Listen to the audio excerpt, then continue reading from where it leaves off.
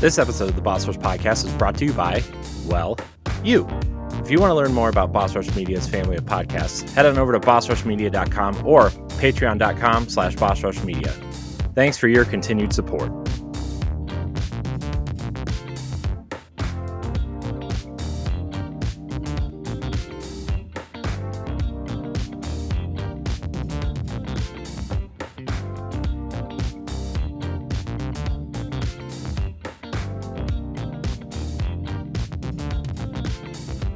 Hello, everybody. Welcome back to the Boss Rush Podcast, a great place to play games and be better. I'm one of your hosts, Corey Derrigan. Alongside me, as always, is the pending health check himself, LeRon Dawkins. What's popping? Threw you off there, didn't I? Your health check's popping. Well, I wouldn't say you threw me off there, but that was interesting. Yeah. Well, you were holding us up. I mean, pending health checks. Like I'm 48 years old, so I'm a man of a certain age at this point, and there's health checks that need to be done. Yep. Get that prostate exam. Yeah. Sometimes things got to get uncomfortable. Mm. Yo, is it true? Because I haven't had an actual prostate exam, and I haven't had a prostate exam in a while. Like when I say a while, I mean like an official prostate exam. An official one, yes. Sorry. Yeah, but I haven't had a prostate exam in like over 10 years. But I heard they don't do that anymore in the doctor's office. I don't know. I've never gotten one, so. Wait, Corey. What? Wait, you've never gotten one? You used to play sports. I know you've gotten a prostate exam. Mm-mm. What? Never gotten one. I don't know. My they do the hernia check where they like squeeze your balls and make you cough. But they don't. I don't know. I think my partner still gets the finger, and he complains every time. He goes, "My doctor's fingers are real fat." If you do your Kegel exercises, it's not a problem. He's not very open-minded about that stuff. Well, that's his problem. It is a he problem. I'm like, suck it up, you baby. I have never had a doctor finger in my butthole. Not yet. Wait, is this after dark? There's not a good transition out of that one. I swear, you guys are going to just graduate straight to the colonoscopy. I can see that right now. Hey, I've had 2 colonoscopies. That's probably true. But that one they give you a nice nap for. Best nap I've ever had in my life. Do you? You know what? We'll save it for another. We'll save it for another time.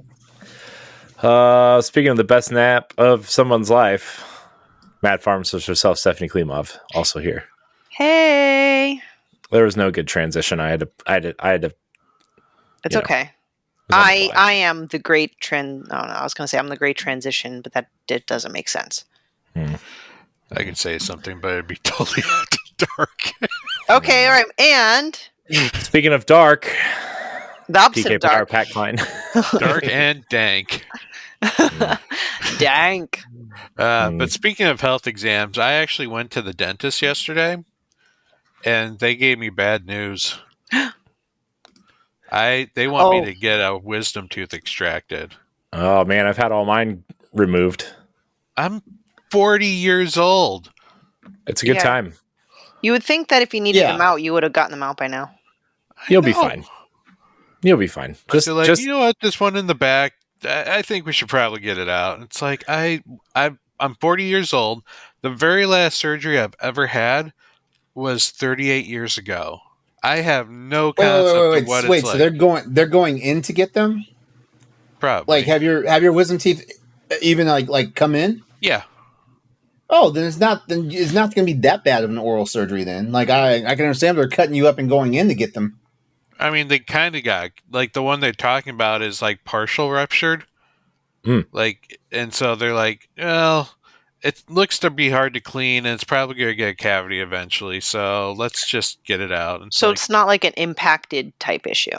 No, that's good. When originally I was told that my teeth were coming in fine. So I didn't need to get them extracted. All right. Well, I mean, it still can be a scary thought, but yeah, it doesn't sound as severe as it could be. Like if they're impacted, they need to like drill into your gum and then take it out. Yeah. That's what they did to me. That's trauma. That's trauma. That's what they did to me, and I was all like this. I was like a chipmunk. Yeah. But they put you Yeah, out. Yeah. Right? Oh yeah. No, I was No. giggling when they Mhm. woke me up. I was still laughing, and I was all. you over were the- high on the juice. Oh, I was so high on the juice. And back in the day, before they cracked down on opioids, they gave me 30 Percocet. And the good news is, the pain really wasn't that bad. I actually only ended up using half a Percocet, and the rest didn't need it. Wasn't that? I don't want to say, oh, it's not bad. Don't worry about. Like, it's natural to worry about it, I've but never It's been just put a flesh under, so wound. that's the scary thing is I never have had a drug that has literally knocked me out. Yeah.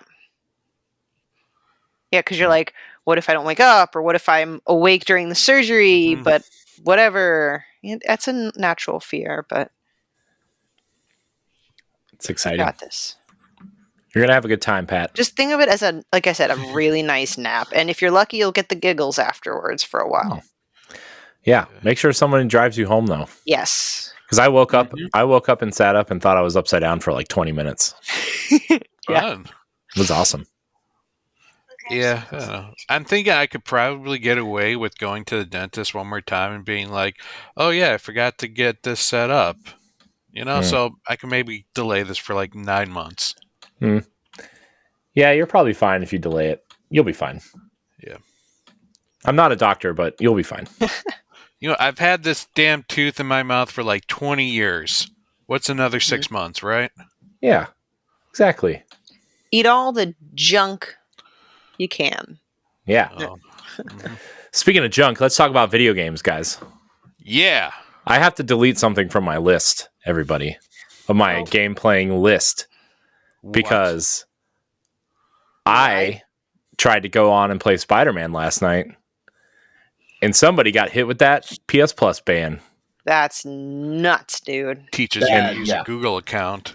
And that, I know, I have a Gmail account, just like 80% of the world. Not like you Hotmailers out there or you Yahoos. Yahoo. I use my Yahoo account to sign up. I still got my Hotmail account from when I was a teenager. Oh, you guys are Yahoos. But yeah, I got hit with that, and so I didn't play it last night. I ended up playing Pikmin 4. Good for you. Yeah. Tell us about it. So, I mean, I played all the way through the demo, and I wanted to get it at that point, but we were like, I don't know, there's some sort of, financial thing. Oh, we were putting money away for a house. That's right. I was like, why didn't I buy it then? But then I got some gift cards, and I ended up getting the tickets, the Nintendo Switch tickets, and I got that, and I got Super Mario RPG. Nice. Mhm. So I I love just wandering around in Pikmin 4 and just exploring. My only, and this is a minor gripe because this is obviously the point of the game, is that the day-night cycle is too short. I wish it was about 5 to 10 minutes longer. I mean, obviously the clock stops when you go underground, but No, I get it because the cycle happens because they want it to be a challenge, right? But at the same time, you want to explore the world, so like I get it because I find myself running out of time, and I'm like, oh man, just because I was enjoying myself. Yeah. At least they don't penalize you in this game for Exactly. your time. Yeah. They do if your Pikmin are carrying an item back and they don't make it.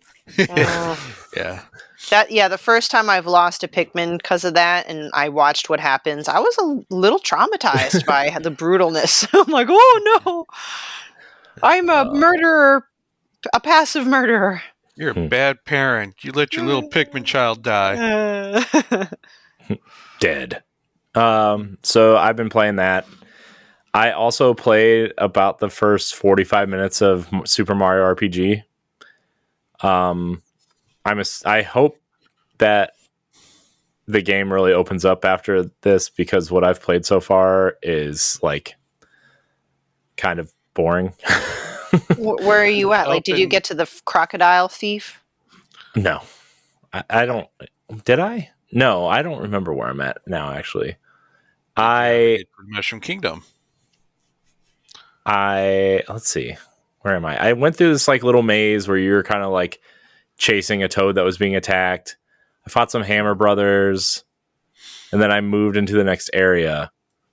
I'm also going to admit that the first like there was probably like 10 minutes in there where I didn't know I had to go back to Bowser's Castle because I was ignoring Toad when he was talking to me because it was all text, and then I just ignored him. I feel like it does. How dare they make you read in a video game? I know, it's 2023. Come on. Oh, You got a new voice actor for Mario. Let him use it.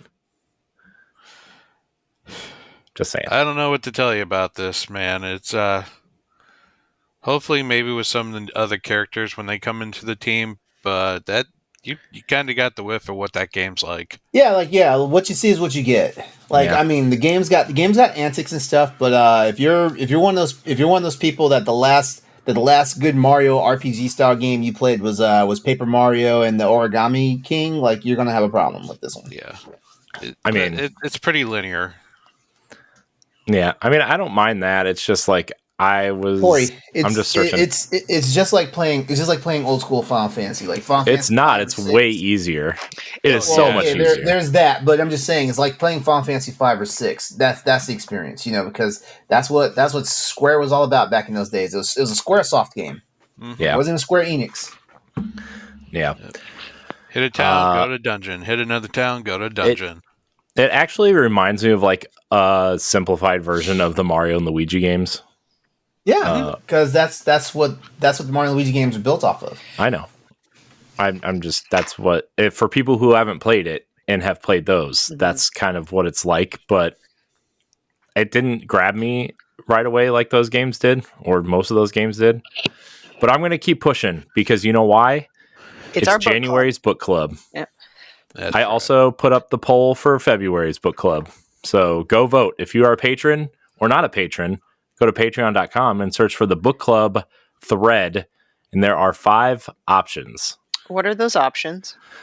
I don't know. I have to pull them up. Okay, no, it's all right. You don't need to, If you really hate us, vote Yakuza Like a Dragon, Infinite Wealth, because we will never get that game finished by then. I'll pull it up in a minute. I'll remind everybody before we get into our topics what the book club stuff is, just for a reminder. But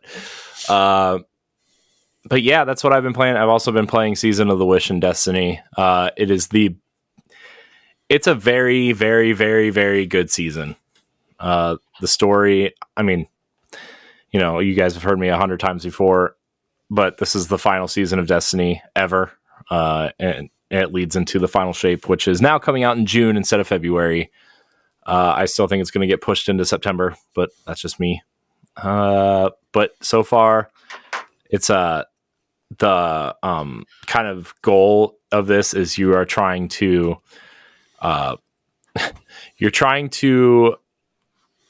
woo a dragon, Riven, the last wish dragon, and actually Riven's dead, so you're kind of just talking to the ghost, and you're searching for her dragon eggs to bring them back to her so you can make the 15th and final wish to go into the Traveler and figure out what the final shape is and explore the Pale Heart. Oh, it must be like kind of bittersweet. Did they spoil it there by saying that the shape is really a heart? Well, right now the final shape is a giant pink triangle and a white circle. So I kept on saying it was a square. Never mind. So I don't know. I'm really interested to see what's going on. The story for the season is 8 weeks, and the entire season is 7 months because of the delay. So, yeah, they are dropping there's like a 2-month event right before the final shape launches, but I'm not 100% sure what's all in that. We've talked about it before, but I don't remember because my brain can't retain any information ever. But yeah, that's all I've been playing. Also, I've been staring at a ROG Ally on BestBuy.com for like a week and a half. LeRon, you're on mute. Mm-hmm. Oh, it says launch looking at Z1 Extreme. I'm sorry, there was some noise going on outside my door, so I had to mute for a second. I was actually going to ask them to downgrade the worst one. Basically make it a Game Boy Color. No, I was looking at that one. I need to sell some more stuff, but I think I'm going to get one in a couple months, maybe after we move. Good. Now, I mean, Okay, so your main reason is Destiny. Am I correct? Destiny, Game Pass, maybe some emulators. Game Pass works on the Steam Deck. Mm-hmm. That I did not have any problem with. Only certain games work on the Steam Deck. It's That's true. multiplayer games do not work on the Steam Deck. Well, some of them. Just like with everything, you got to learn the workarounds, because sometimes it says not compatible, but it's like one thing that sometimes like the game is actually playable, but there's like one thing that like basically slams it into that unplayable category. Like here's the thing. Mm-hmm. I would probably prefer the Steam Deck over the ROG Ally, to be perfectly honest. Mm-hmm. But I can't play Destiny on it unless I like stream it from my Xbox, and I don't want to do that. I guess I could sideload Windows, but I also don't really want to do that either. So I don't know. I think the Steam Deck. I think like the Steam Deck is kind of like, I would compare it to a first party piece of hardware. I mean, the ROG Ally is nice, but I don't know how much. I don't know. I don't know. I like them both. I have questions about both, and I have concerns about both. Mm-hmm. But we'll save that. Maybe that'll be a topic next week or at the beginning of the year. Guys, I feel stupid. Why? For the longest time, I've been thinking that Best Buy, that I've been no longer getting rewards at Best Buy because I don't see certificates. Mm-hmm. Apparently, they have a point system now, and I have enough points for $130 worth of certificates. Nice. Wait. Are you in the Power App program, or whatever they call it? No, not that new one anymore. I do have a Best Buy credit card though. Okay. Where do you see that? That's how you get points. I just went to Best Buy on my phone just to see if they had a portal. And it's telling me that, hey, you have this many points, which is enough for this much certificates. I'm like, geez, would have been great to know. Well, I've made some big purchases at Best Buy recently. I want to know how many points I have. Do I have to go to my profile? I don't know. It just magically appeared on the front screen for me. Huh. Interesting. Worth checking out. My Best Buy? Is that what that? Or bestbuy.com. All right. Well, I'll play with this while somebody else goes, because I need to find this now. You know what? I'm picking on Stephanie. Ooh. You go, girl.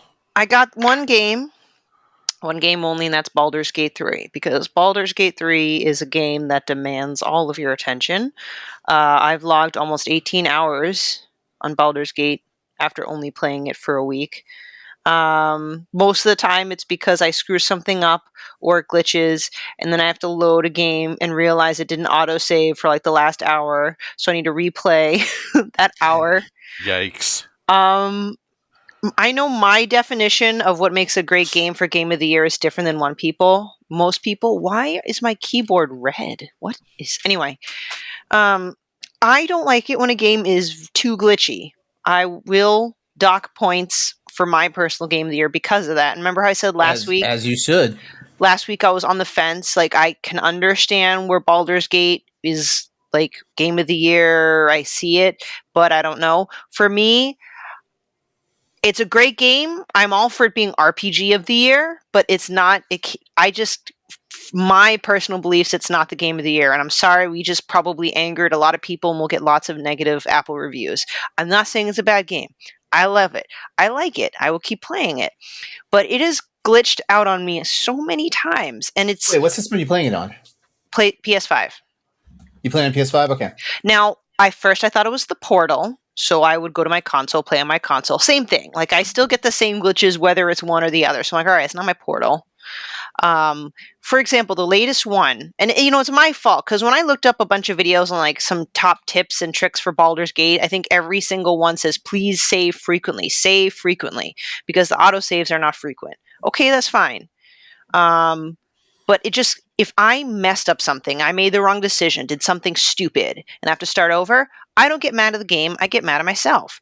But I will get mad at a game where, okay, so I was in this fight destroying like 4 leaders in this temple. Okay.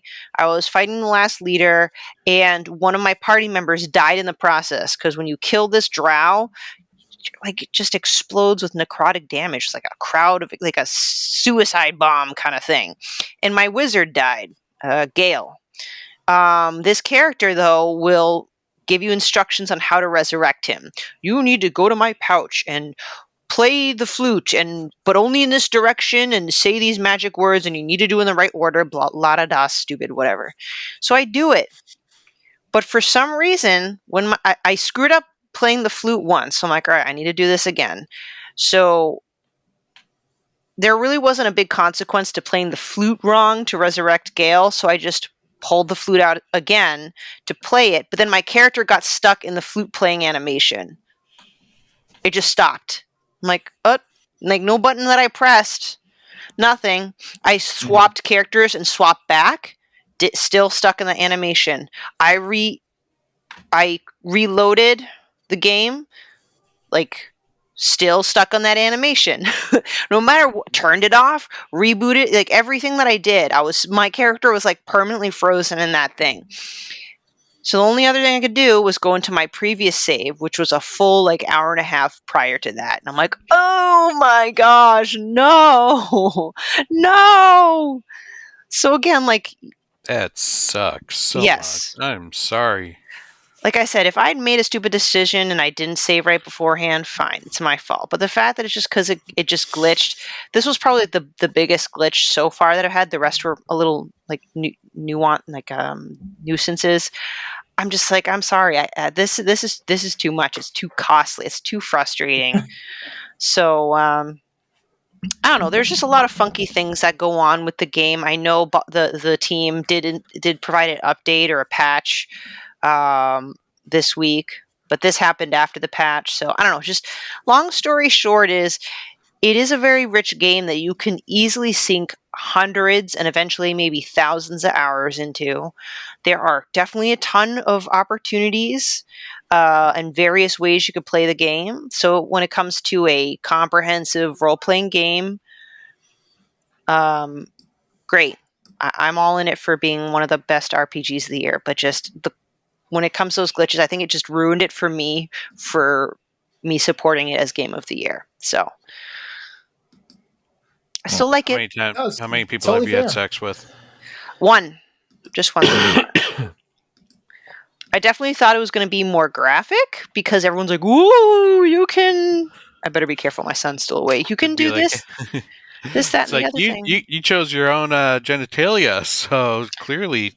Yeah, I thought I was going to be able to see some rocking and whatever, but no, it kind of cuts out when... whatever. You might see a boob or a whatever. Yeah, I don't understand. I don't understand that. How is it that you can see body parts, but then like when paramour scenes happen, like nothing? Well, yeah. So my first character, my intent was not to romance this character. So I'm playing as a male drow. I don't know why. Just for me, I don't know why I gravitate towards male or male appearing characters. I was actually on the fence on romancing one of the popular characters, Asterion, because he's just a really fun elf dude, and this tiefling devil chick. But this woman, I forgot what species. See, I'm not really that like. I'm still not the best in it, but Lae'zel, she's a fighter. She's a dominating personality, strong character. I was like, I really didn't think about romancing her, but the option came. She was the first person to get that option. So I'm like, well, let's get this going. So I romanced her, and she showed up one night, and she was very hardcore. But so what they showed is like they showed her naked. So we saw her whole naked body. You went down on her, but you didn't see it. Then she went down on you, but you didn't see it. And then it kind of like you see your hands, and she's taking your hands. Like you don't like that. Yeah, you don't see it. And then it cuts to black, and then shows your character in the morning. Oh, you're so exhausted from a whole night of lovemaking. I'm like, come on! Larian were cowards. Oh my god. Yeah. I mean, maybe it's Either that, or they really just did not know how to animate that stuff, and they didn't want to pay mocap. maybe. I did walk in You're gonna put on. those little golf balls on somebody's penis.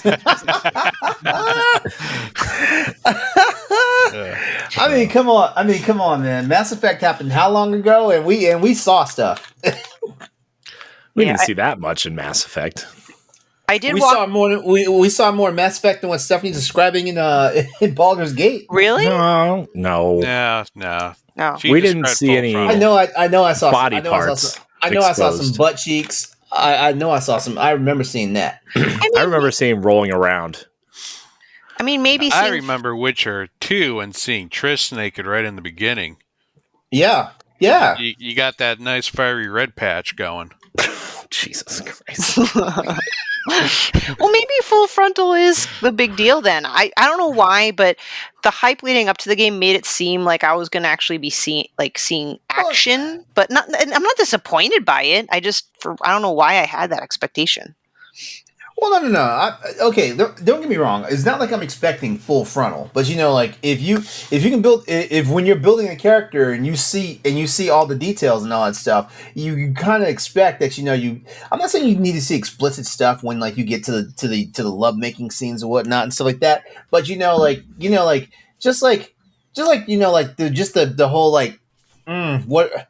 It's the cutaway shots and stuff like that. It's like, what was the point in like putting all this time and effort into making your character? Well, I think that's it, right? If all they're gonna do is show you nuanced stuff, like you see something that looks like for example, they're about to go down on somebody, but like you see the head go down, all of a sudden it fades to black, and then it's something else going on. It's like Yeah, and I'm not saying they need to like show the actual act or whatnot, but all I'm saying is like they can just throw a little bit more in there, and not like jerk our chain, I guess, Yeah, because like even like the kissing scene was like really not that well animated. Again, based on expectations, when you build your character and you select the genitalia, I'm like, all right, they're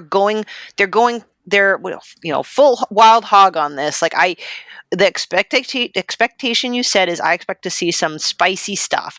Doesn't need to be the full thing like hentai or whatever, but it's just your typical like video game kissing where it doesn't really look like real kissing. So I wasn't like as engaged.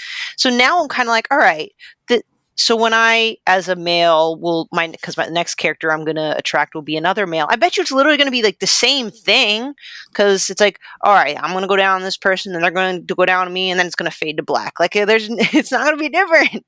I think the only thing that'll be different is if you romance the bear person. I haven't gotten to that yet, that option yet. Mm. Anyway. Oh, they're definitely not going to show you shit with the bear. Well, there was a scene where I walked in on a goblin doggy styling a ogre, so like a tiny dude doggy styling a big woman ogre person. Unfortunately my son was in the room, but in this case there wasn't like any action. He was just standing there like and the ogre woman was really pissed that you walked in on them, so she decided that she tries to kill you for interrupting their session. So I did the right thing and killed them both. Nice. So yeah, sorry, went on and on about that, and joking and poking aside, like I'm not in Baldur's Gate 3 just for the love-making scenes. I'm just in there to have an adventure. My favorite part of the game is the character development. I love getting to know the party members. It's very rich in that sense, but it's got enough glitches where I'm like, all right, well, the magic of it, no pun intended, is kind of gone. Mm-hmm. Nice.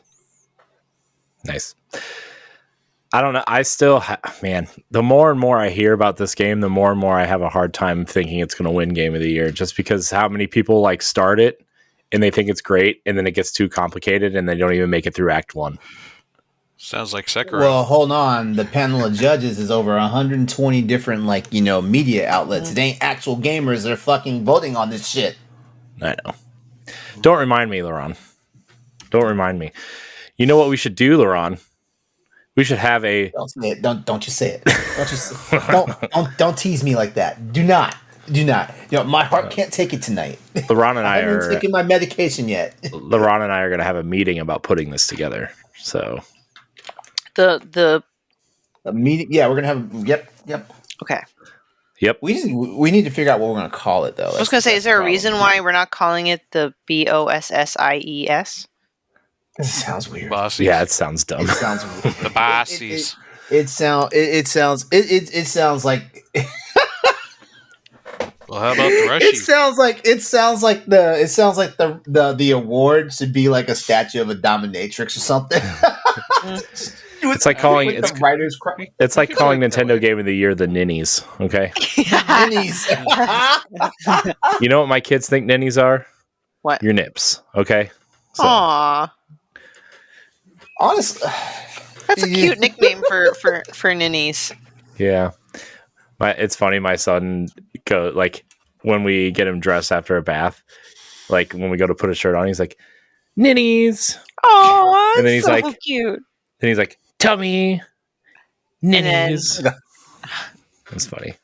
Oh, sweet little innocence. Mm. Yep. Yep. Do that as an adult, and people look at you kind of weird. Yeah. Yep.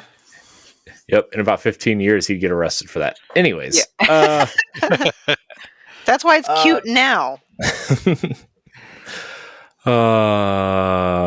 Is that all, Stephanie? Oh, that's it. Sorry, just the one game. How's the Portal? I love it. I think I just happen to be that right audience, the niche. My internet is good enough. To try one out. Never had a problem. It never crashed on me. The screen's perfect size. It feels good. It's light. Yeah, no problems. Love it. Honestly, great. I heard it's very lightweight. I heard it's very light. That's what I love about it. And this is why I don't like the. I have an aversion to the Steam Deck just because of that. But at this point, my ratio between PS5 and Portal, like where I go, like I probably am 50-50, if not 60-40, leaning more toward the Portal. Mm-hmm. It's very seamless. Cool. I want the more I think about it, the more I just want a handheld device to play games on besides the Switch. Oh, can I rave real quick about this is cheesy. That guy from like Doctor Strange where they do the circle thing.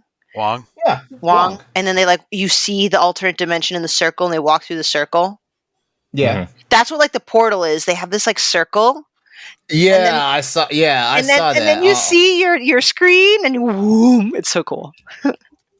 Yeah, I saw it on someone's whatchamacallit, like not unboxing. I swear to God, I hate unboxing videos. I do. I feel like they're the biggest waste of time, but I also know that it's fucking nerd porn. I get it. I feel like, and honestly, me being a techie, I should be throwing unboxing videos on my channel and stuff like that.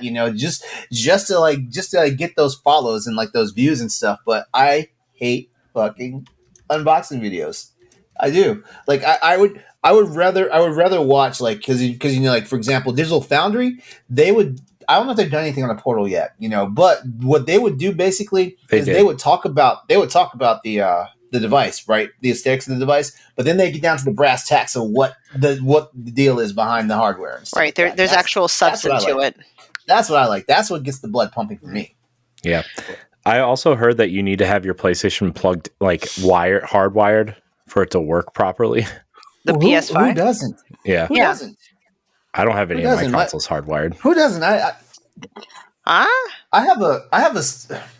have a Switch, as in an actual Ethernet Ethernet junction box. I have a Switch in my room that actually that goes to my computer, my PlayStation, my computer, my PlayStation. There's 4 devices that it goes to. My Nvidia Shield TV. Are you saying the Ethernet needs to be hardwired to the PlayStation? Yeah. No, that's not how mine is. My PS5 is wireless. My Portal is wireless, and no problems. Huh. How far away are you actually playing it? In relation to your PS5. So far, I've only just been on at farthest, kind of halfway across the house. Oh, Okay, so you haven't tested like PlayStation's in one corner of the house, and you're not in the other corner. No. Like those, that's the things I'm curious about, because like, when people turn around and say, yeah, like your PlayStation should be hardwired, like honestly your PlayStation should be hardwired anyway. Why would you want to deal with that latency unless you have like a really hooked up ass router in your house, which like I'm not judging people for what they have as far as internet equipment, but if you don't have a really hooked up router in your house that gives like pinpoint signal and stuff like that, like you should definitely have your consoles hardwired. It's good to know. I mean, If you go ahead. I'm sorry. I was just want I was gonna say like if you have a PC in your house and the PC is on a dedicated line, then you should be doing that for your video game systems too. Because guess what, that bandwidth, that bandwidth will crush like a normal router. Okay, good to know. I mean, I might eventually do that when I do, because I'm gonna have to transition this office to my game room, so everything will eventually be downstairs. So I do think that'll change things, because right now my PS5 is here in my office, and my office is kind of like in the middle of my house on the first floor. So no matter what end of the house, it's like not very far. So yeah, no, the only thing that is a quote unquote downside is just I will play for like 2 hours and I feel like I need to charge the battery. So that's all these devices these days. I mean, the Steam Deck has pretty decent battery life, but I mean, none of these things are hitting like what the Nintendo Switch does. Mm-hmm. Yeah. Cool. Who next?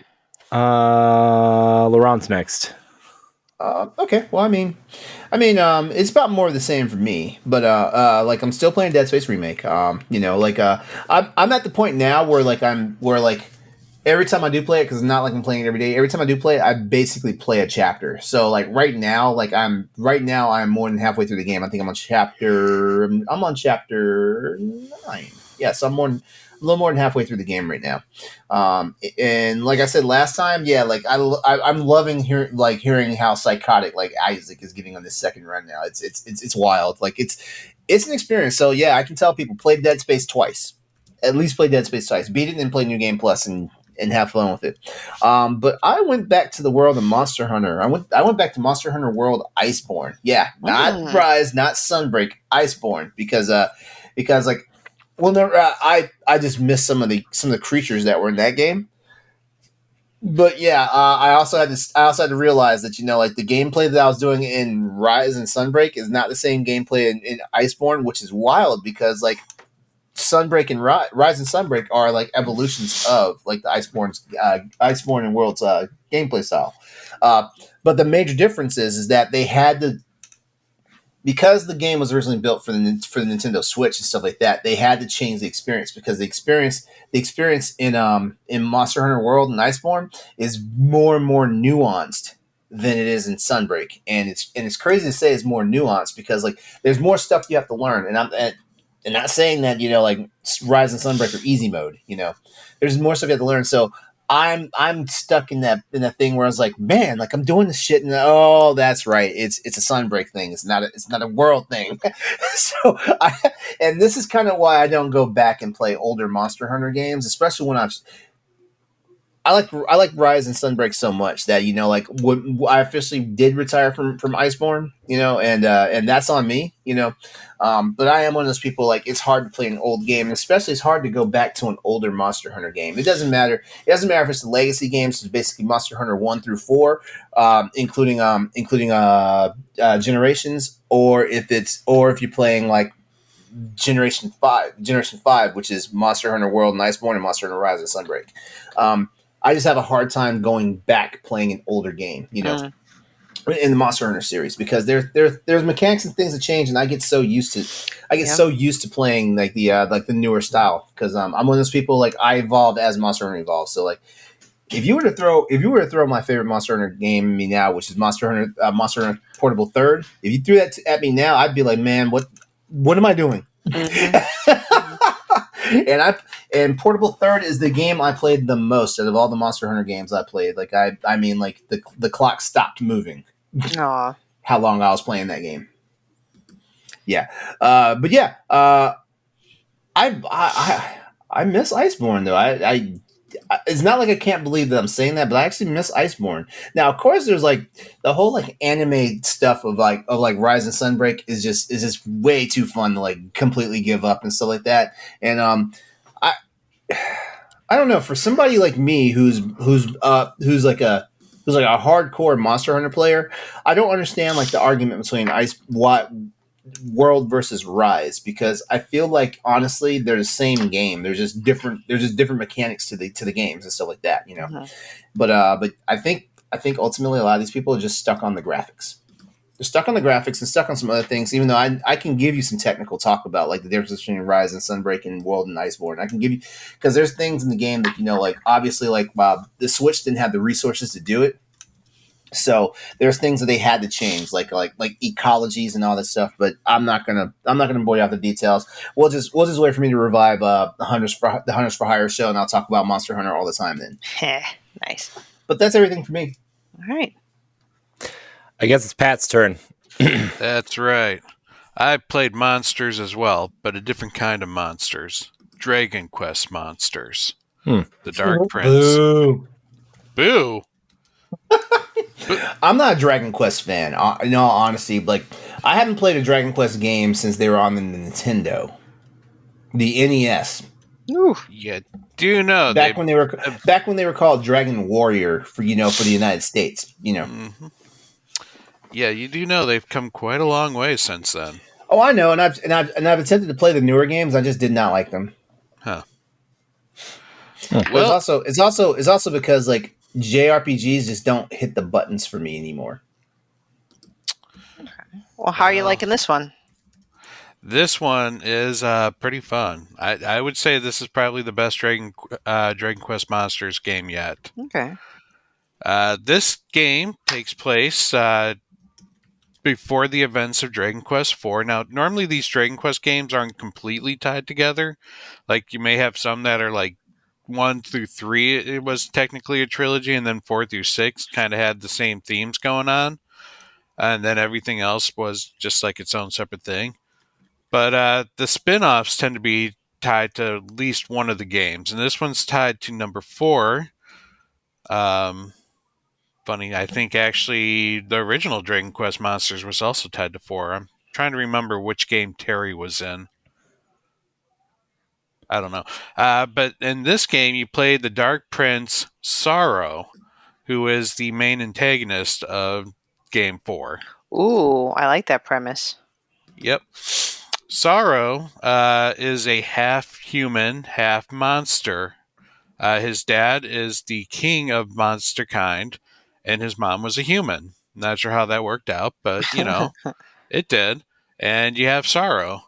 But being a monster, his dad just kind of left and did his own thing, and Sorrow was raised by his very sickly mother, and who tried to instill him with strong values of being a human, and saying, hey, people are going to despise you, or humans are going to despise you because you're not quite human.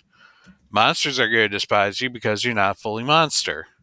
You know, so there's a little bit of that racial or the biracial theme going on there. And the events lead Sorrow deciding that he wants to kind of take revenge of his, I guess, how he grew up and his mother's like illness. He wants to go to his father and, you know, kind of get revenge for the lifestyle that his father left them in. And his father ends up cursing him so that he cannot raise a sword against monster kind. So that is the premise behind Dragon Quest Monsters, is that now, because you can't fight monsters by yourself, you have to become a monster tamer and have monsters fight on your behalf. Oh. I like that backstory to explain that. Yep.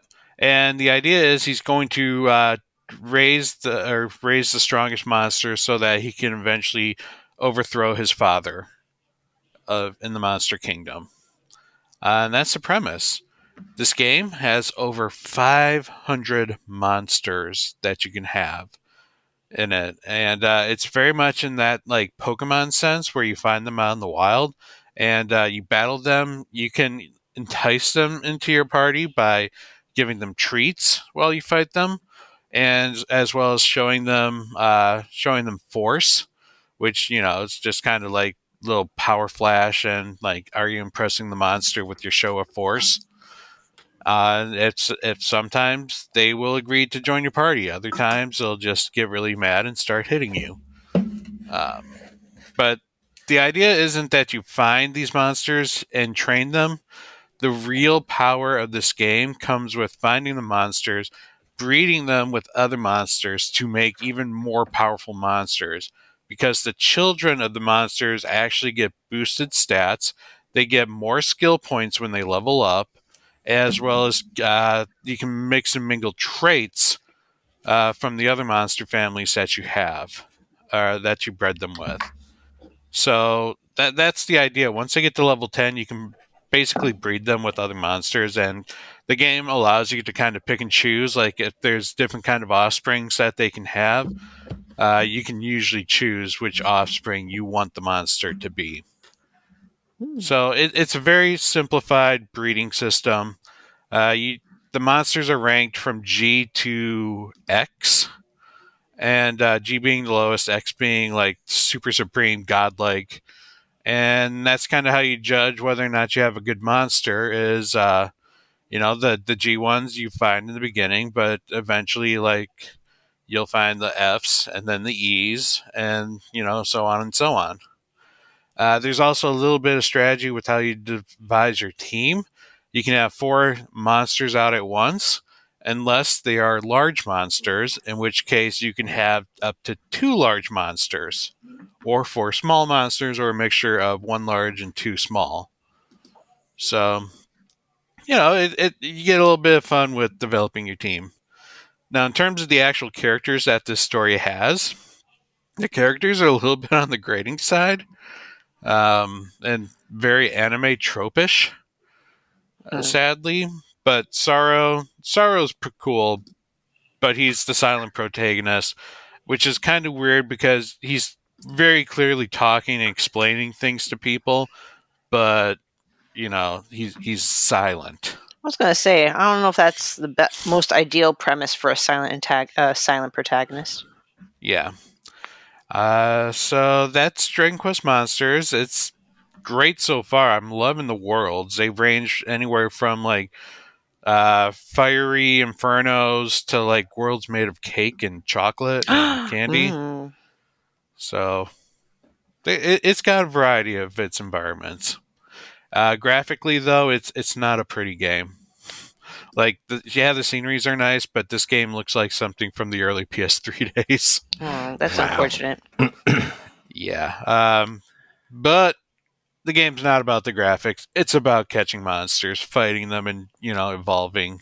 Not evolving, but breeding them to make more powerful monsters. Mm-hmm. Okay. And in that case, the game succeeds.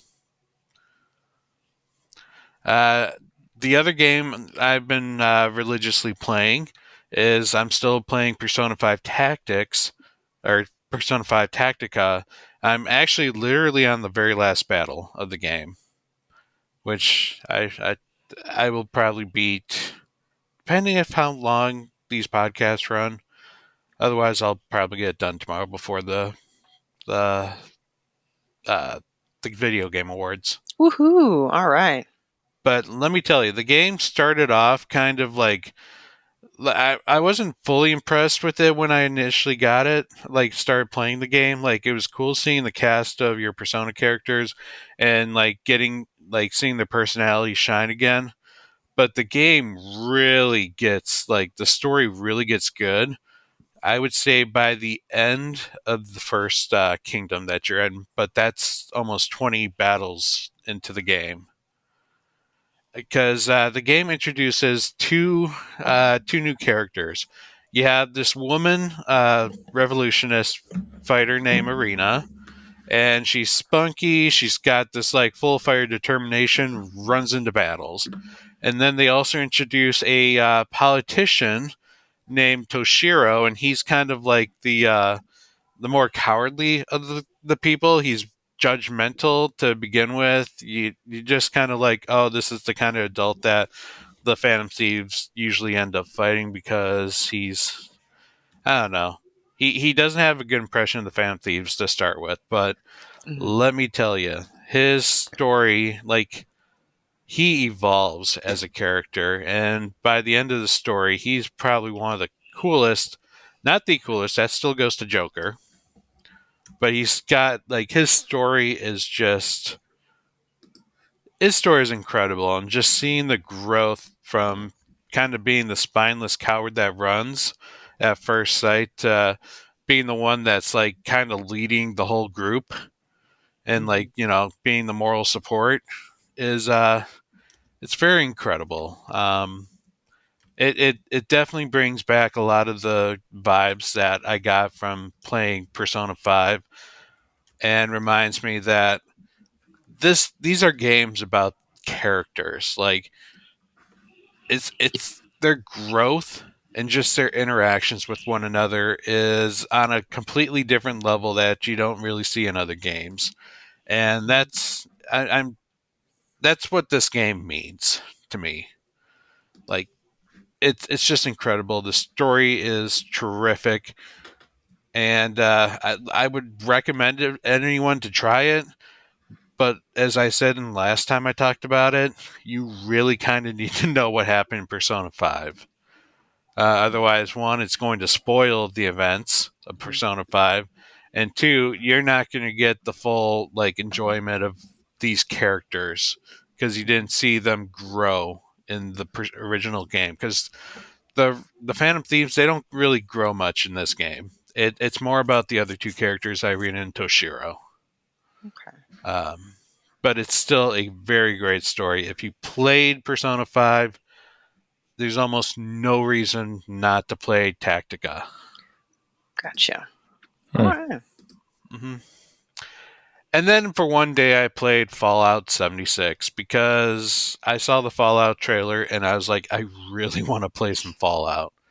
Nice. And so I re-downloaded that, and I haven't played that game in several years. Back when I first played Fallout 76, they did not have NPCs in the game.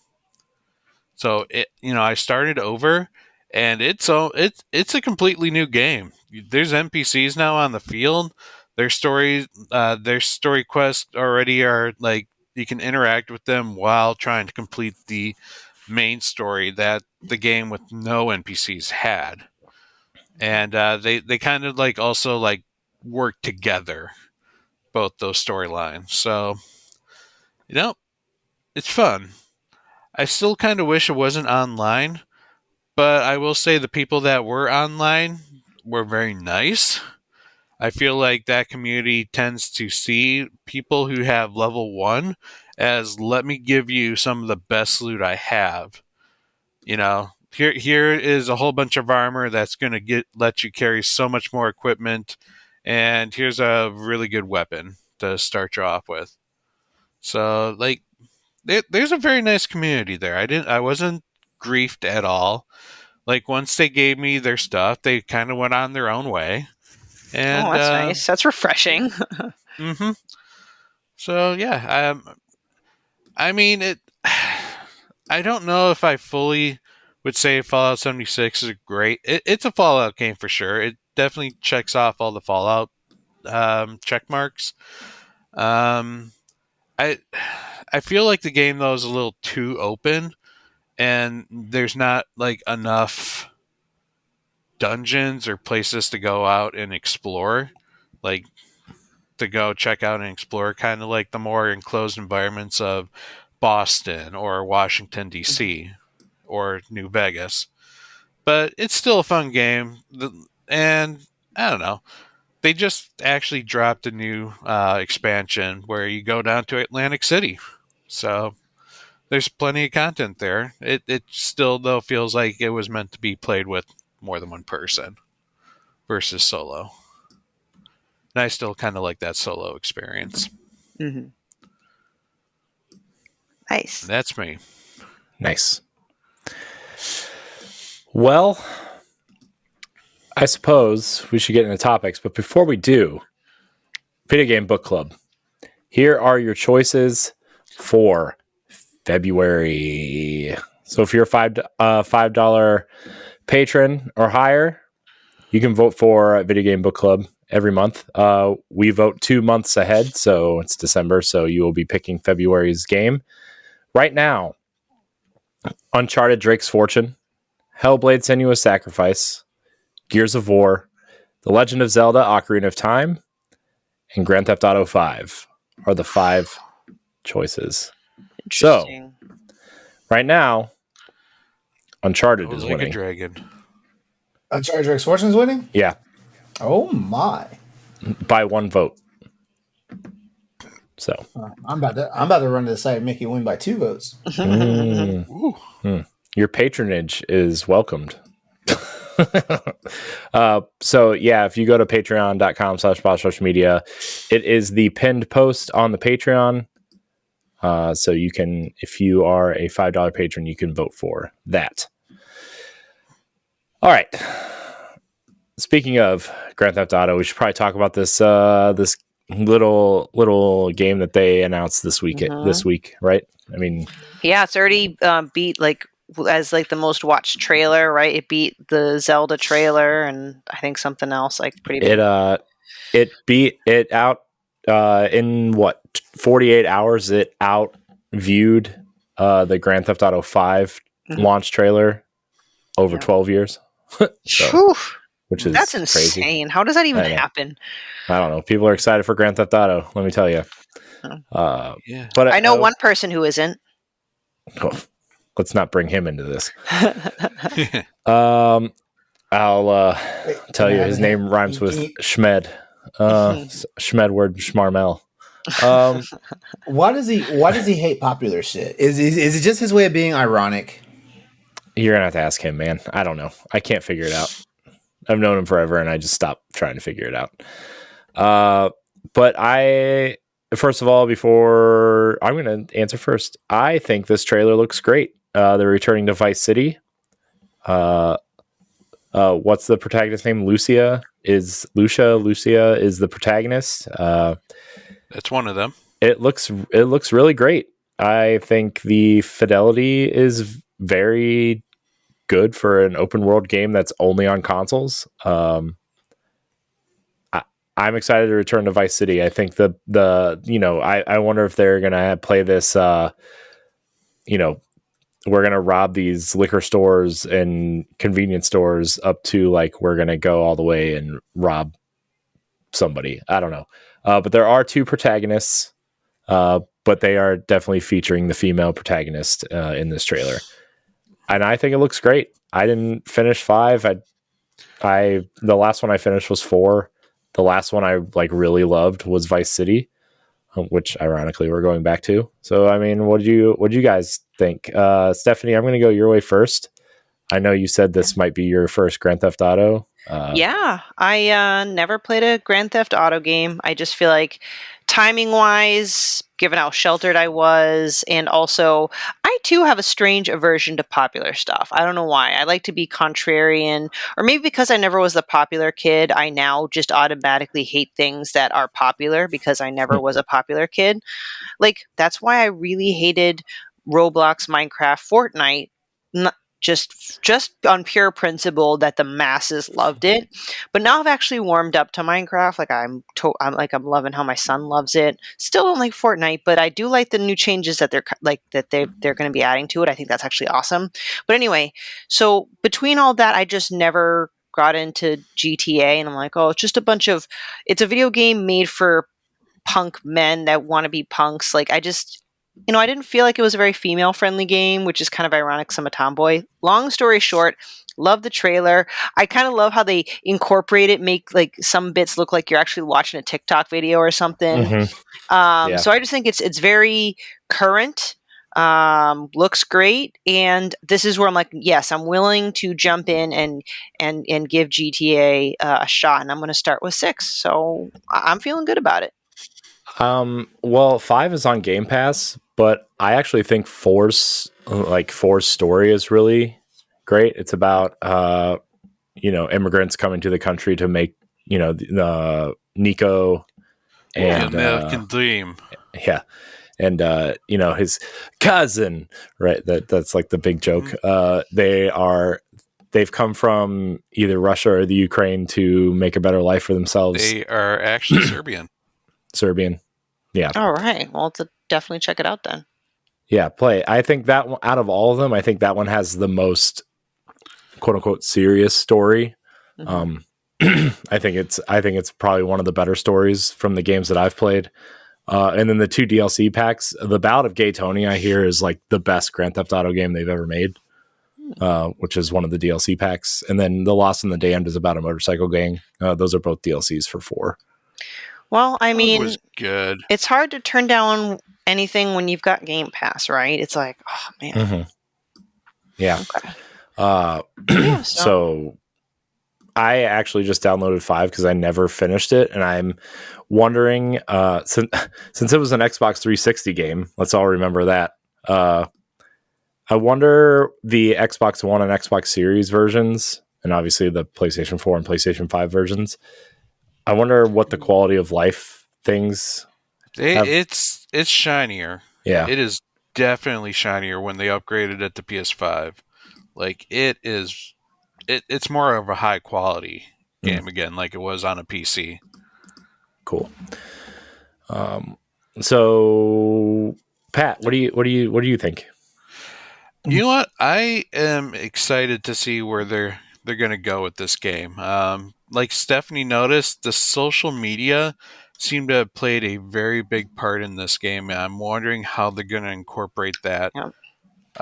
Like if you're trying to like maybe rise in the stardom, or like I want to kind of know what is the story behind it. You seem to be a person who's Lucia seems to come straight out of jail. So clearly they're looking for money, and they're probably trying to figure out like how do we survive. Like I don't know, do they do TikTok videos? Do they go and start like robbing things? Do they go into the drug trade? It's Vice City. Anything can happen. The whole thing is just a influencer simulator. Mm-hmm. But they took a lot of care into this trailer. Like I've seen like various videos, like noticeable like points, and they did a very good job in re-imaging Miami. Like they took a lot of famous landmarks and incorporated it into the game. They've taken things like the Florida Keys, even just like this little blimp that was flying just over the Florida Keys is a very famous blimp that it's trying to find that tries to stop drugs from passing over into America. Like they put a lot of detail in building up the Florida culture in this video. They've also taken very influential, like I guess, memes from Florida and incorporated that into the trailer. There's a lot of like fun humor that they still showed. Things like Weasel News is back. I think they showed a sign in the convenience store where it says something about you have to wear underwear and able to shop. You know. Then there's other things where it's like the guy's wrestling an alligator out of his pool, or Florida man. Yeah, the Florida man, or the was it? Shoot, I'm trying to remember what they actually call their fictional Florida. So it was like starts with an L. Leon. Yeah, I forget too. I thought it was Leon something. Leondia or something. Leonia? No. Leonida? Let's see. I'm looking it up. Great. I looked it up, and all it has is like a Florida man thing. As a Florida man. Yeah. Oh my gosh! Just tell me where it takes place, guys. But I think we're going to be very impressed with this game. It looks like they have put a whole lot of thought into it, and not just like, hey, we're going to churn out another Grand Theft Auto, but we're going to try and at least make it as culturally significant to our times, because a lot has happened in 10 years since the last Grand Theft Auto. They were just like, last one was just kind of in the era of the smartphone, and now we're like in the era of the social media, and we'll see how like it goes from there. Also, people think that the second protagonist might be voiced by Troy Baker because he kind of sounded like it. Yeah, wouldn't surprise me. He's in everything. Yep. LeRon, what did you think of it? Oh, I enjoyed the trailer. It's really glitzy, it's really flashy. I loved how they just incorporated all that stuff that we've seen on our real life social media into that trailer. Because I was like, wait a second, I remember that whole thing about the chick twerking on the car. Mm-hmm. and then when I saw like a comparison video and it was showing like where all this stuff came from, like that the guy with all the face tattoos, like like having his court hearing and all that stuff. I was like, oh my god, like the developers leaned heavy into Florida shenanigans. Let's put it that way. Or as the game calls it, the Leonida shenanigans. There are some there's some real twerking physics in that game. Oh my god! Right? Oh. Yeah, but yeah, it looks impressive. I'm looking forward to playing it. I played every Grand Theft Auto that was new since GTA 3. I didn't like the original, the first 3 Grand Theft Autos. The top-down ones. You didn't like Vice City or San Andreas? No, he's talking about 1, London, and 2. 1, 2, and 3? Okay. Yeah.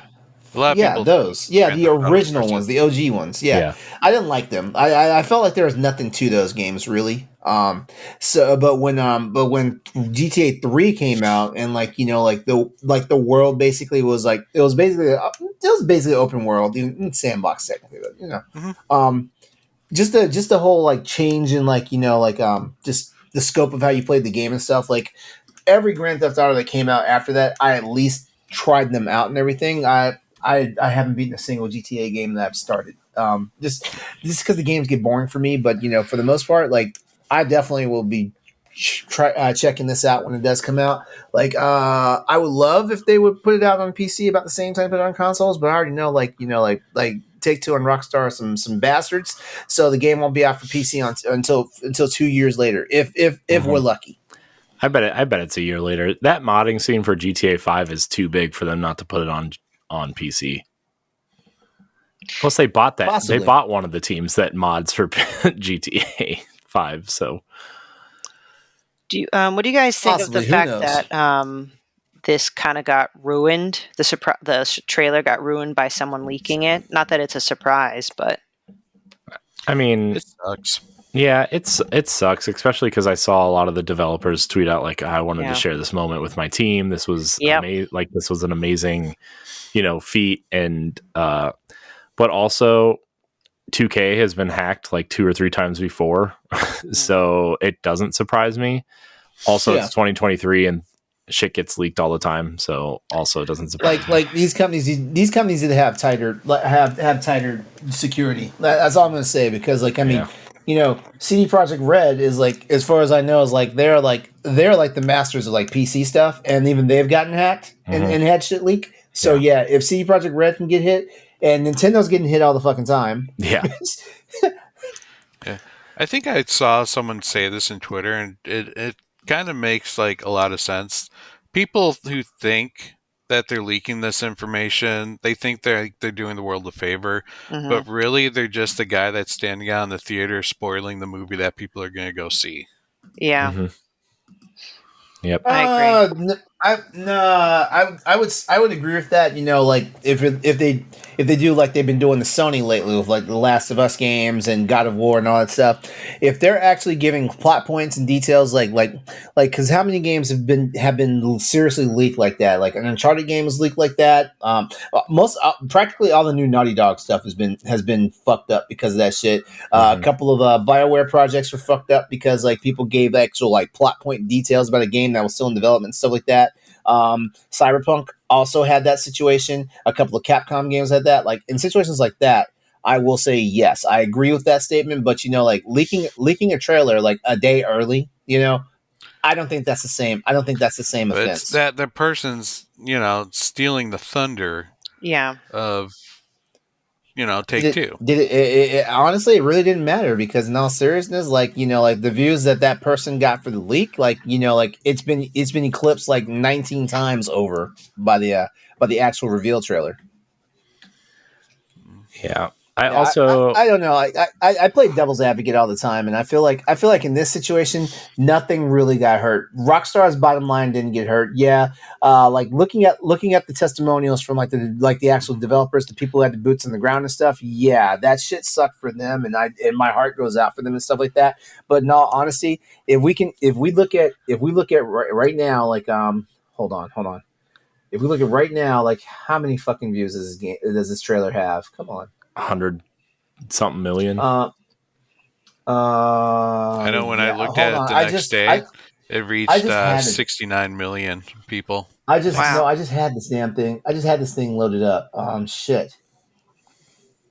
Yeah, this thing has over 114 million views as of right now. As on this recording, over 114 million views. Whew. Trust me, that leak didn't hurt anything for this. Yeah.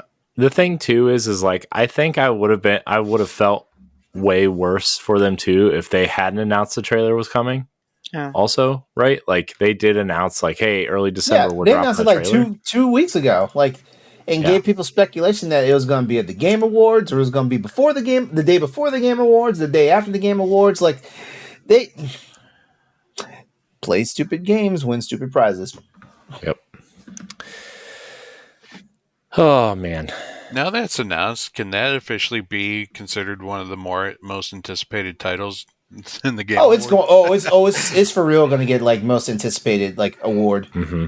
Well, unfortunately, they already mentioned the nominations, and Grand Theft Auto wasn't announced before those nominations.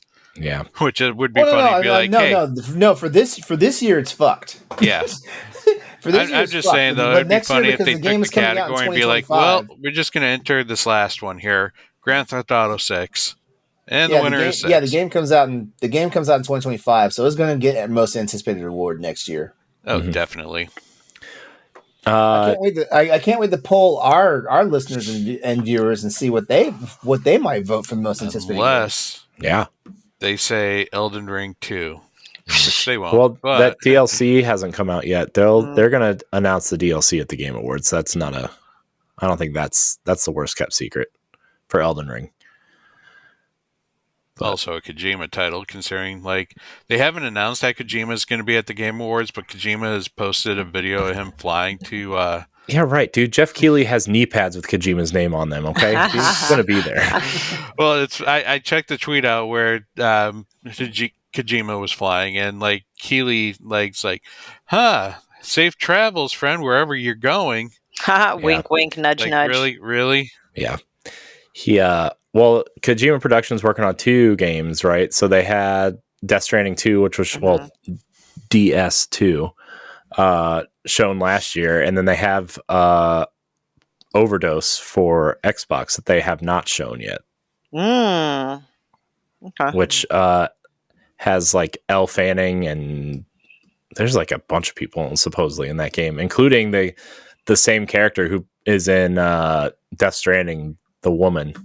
I forget who the actress is, but she's supposedly in it too. Fragile Lee Sado. I don't know what her name is. Pass. But yeah, I mean, Kojima will be there, right? I assume. Yep. So. Who else is going to be there? Who? Stephanie knows who else is going to be there.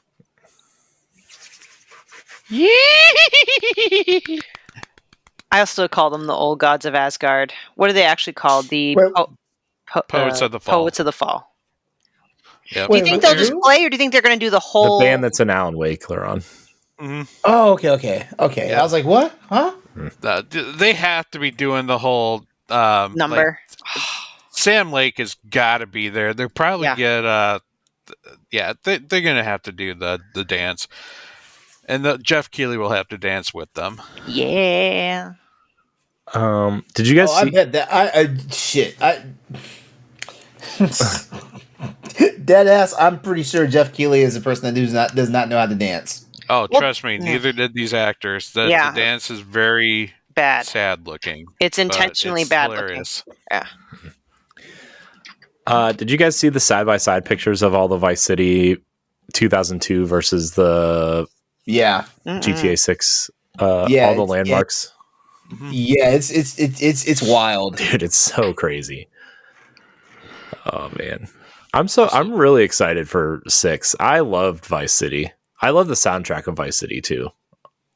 I say it did have a good soundtrack. Yeah, the game was hard as hell, but it had a good soundtrack. soundtrack. Too bad you can't experience the original soundtrack anymore, like in these remastered. Oh, it's all the licensed stuff, right? Yeah. You got to buy the 13 CD the box set, LeRon. Yeah, you can listen to Laszlo Radio. You know, the hits of the 80s, including like 5 Michael Jackson songs. Wow. It's something about hearing those songs in the game, though. Yeah, I know.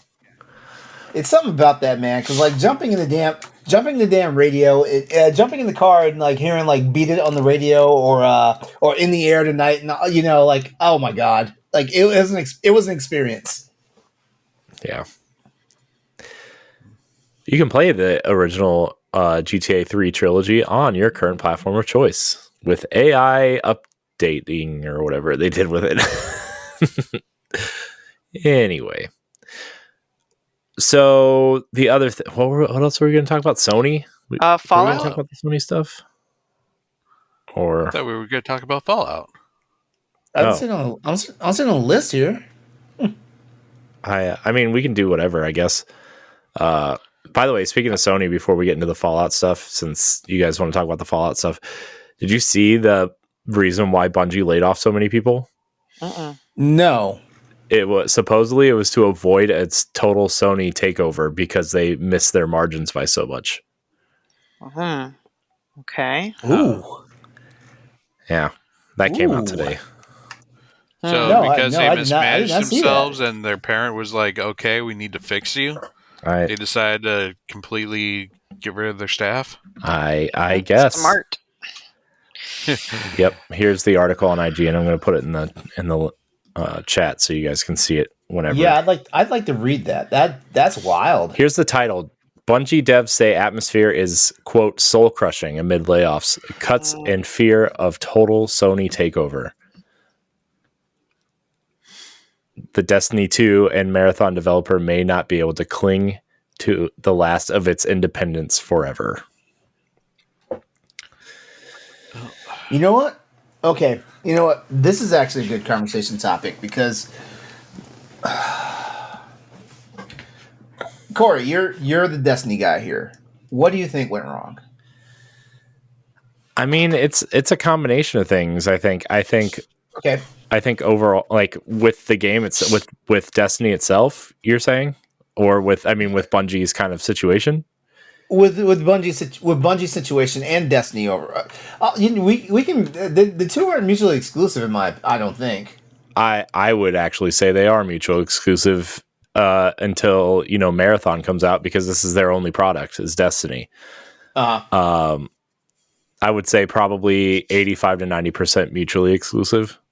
Just because they are working on Marathon and 2 other projects. But I think the fact that the Witch Queen expansion was so great and the following seasons were so great, and they followed it up with Lightfall, which was, by fans' standards, one of like a bottom tier expansion. And then the following season wasn't great. Plus, hold on, pause for a second. I don't mean to cut you off, but I'm reading this article right now. Mm-hmm. They only laid off 100 people. Is that right? Yeah, it was something like 108 people. They're not that huge of a team. That's like a tenth of their. No, it's 1,200 people. I mean, 1,200 people is a big team. Yeah. 1,200 people. Yeah, 1,200 people. They only laid off 100 people. I thought the way the internet was reacting, I thought they cut like 40% of the workforce. No, the reason that at least the Destiny community was acting that way is because they laid off a lot of people that actually were there at the beginning with the community and are part of the community, and they laid off most of their community managers. now all like it used to say like every week, like this week at Bungie comes out every week. It's called the TWAB, and there's like a whole meme thing around it. But like, don't say that ever again. No, it's been a thing since Halo 2. Don't say that ever again. If you don't want me to devolve into like a 12-year-old, don't ever say. I'm gonna keep saying it. So every week the TWAB would be signed by one of the community managers because they are the ones that would write it. And now every week, don't worry, LeRon, it's worse than TWAB now because they have Marathon. So they changed it to TWID and TWIM. This week in Destiny and this week in Marathon. So it got worse, actually. But it used to be signed by the community manager who wrote it, and now it just says the Destiny 2 team. And it's I get it. 100 people. Those 100 people need to find jobs, and I feel bad that they lost their jobs. But on a 1,200 person team that didn't hit their financial goals on a year where a mediocre year for that game plus a year where 15 to 20 amazing games came out, right? That's rough. But 100 people actually isn't that many considering the goals that they didn't hit and the size of their team. Like that's actually like a 8% of their team. So it's still the way they laid them off. Oh, I know that was bad. Oh yeah. No, I'm not. No one's going to argue. No one's going to argue about that fact. No one's going to do that. It's still a very, very bad situation for everyone involved. Yeah, because because we have a very destitute economy right now. Like these people because they have their skill set's almost too specialized. Like they might bounce back quickly, but they're still going to be on the bubble of like, hey, are we going to get let go again because of similar situations and stuff like that? Like these guys aren't just like IT guys where they lose their job and they can immediately walk to another company and like pick up a new job and have job security all over again. Like right now the gaming landscape is fickle as fuck. And it's always been fickle as fuck. If we're going to be honest with you, like you look back in the days, like like Capcom shut down whole studios and stuff like that, and that's how we wound up with Platinum Games, Shinji Mikami Studio, all that stuff. It's always the landscape's always been fickle as fuck and stuff like that. But yeah. Now I'm veering because like I was asking Corey why he what his opinion was and how we got to this point. But honestly, it's a gaming community problem as a whole. Because they're throwing tons of money at games and stuff and giving like these wild ass development like costs and stuff like that. Like gaming now is a more expensive deal than Hollywood. Yeah. And look at what the hell Hollywood's going through right now. Yeah. Like shit. Like movies are flopping that, are doing, in my opinion, very, very well at the box office. But because I also have a different understanding about money, I also know that, hey, like if we have a $300 million budget and this movie only did like $450 million, it was a flop. The Marvels. Look at that example right Marvels there. Marvels is a wonderful movie too. That's the crazy part. Like I went and saw the Marvels, and that movie was fucking awesome. There was nothing bad about that movie. Like I went and started looking at all the online remarks and stuff, and I was like, y'all weren't watching the same goddamn movie I was. And this is not even me being a fucking fanboy. It was a good movie. Yeah, but nobody liked Secret Wars either, and we both did, or Secret Invasion either, and we both did. Yeah, exactly. So, but yeah, I mean, back to the Bungie thing. The writing is on the wall for Destiny. Like everybody in the community sees the final shape as the perfect end point for them as a Destiny player. A lot of people, streamers, YouTubers. So you're thinking like the community is going to like jump off of Destiny once the final one comes out? Like there won't be a Destiny. There won't be a Destiny 3. I think there will be a Destiny 3. I think there'll be a Destiny 3 eventually. But the final shape is the end of a saga Like the Light and Dark saga is ending with the final shape, and then they're starting. Like there will still be threads from Destiny open, like story threads open, and there's a lot of them, and we've discussed it on Tower Casuals. But like for the most part, what we know of Destiny is ending with the final shape after the raid comes out, which is the final story beat of this thing. And then they're coming out with episodes afterwards, 3 episodes, which is kind of like an intermediary type thing until they announce what's next. But a lot of people, like a lot of huge Destiny people, like Dado, he's like a weapon master. He's like, I'm done after the final shape. Creating like he's a Destiny YouTuber. That's his thing, and he's like, I'm done. And Gathalion, who's a big streamer also, like he's made his whole career off of Destiny, and like the last 3 or 4 years or so he's been diversifying his content and being like, Destiny's not going to last forever, and I don't want to play it forever, so the final shape will probably be like the last stop, his final thing. And that's even would say that was not weird. his destiny. Yeah, even that's wild to hear people say that, because I will never say that I am going to quit playing Monster Hunter. Yeah, but those are new games. These aren't new games. This is the same game that's been going on for 10 years. Well, and these are content creators, right? Like they're doing this for that versus enjoying. They're going to switch to what's going to become more popular. Okay, Destiny's dying. They don't want to die on that ship.